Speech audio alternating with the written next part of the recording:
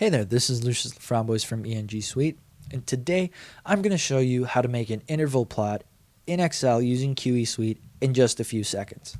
So interval plots are great when you're doing ANOVAs and studies on how different treatments affect things because they can give you a great visual representation.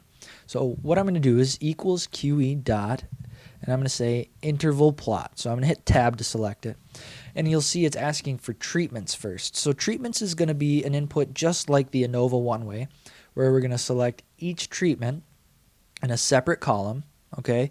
And each treatment, the first row is going to be the label and then the measurements below. So the name of the treatment and then the measurements from that treatment. Now name. So this is what you're going to name your graph. I'm going to say gear cavity, right?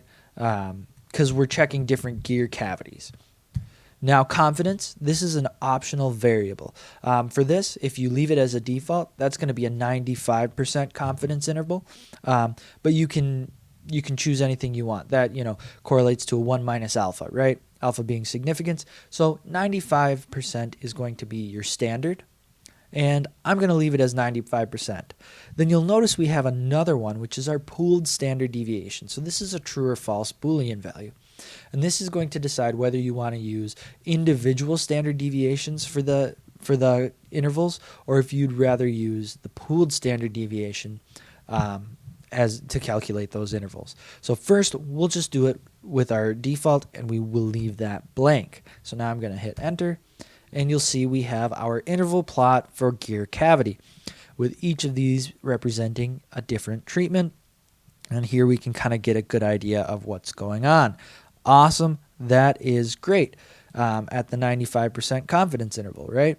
And it even prints out each treatment, the number of measurements that we have, and then standard deviation, mean, and then also our confidence intervals. That way we can have them in numeric form to test that way. So kind of cool.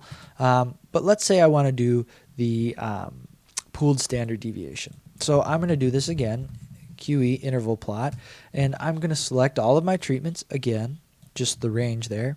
Name, I will call it gear cavity pooled.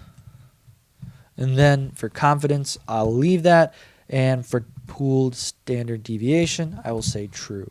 And there we go. You'll notice that it looks quite a bit different, and that's because they all have the same size confidence intervals.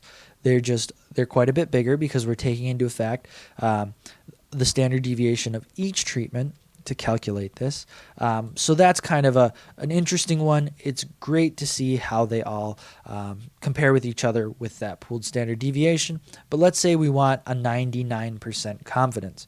Well, let's do in our confidence, we're going to do 0.99. So 0.99 gives us a 99% confidence, and you'll see they got even bigger to the point where they basically look like there is no difference. But again, that's why we have so many methods. Choose what works for your organization, and always remember, have a great day, and please do something awesome.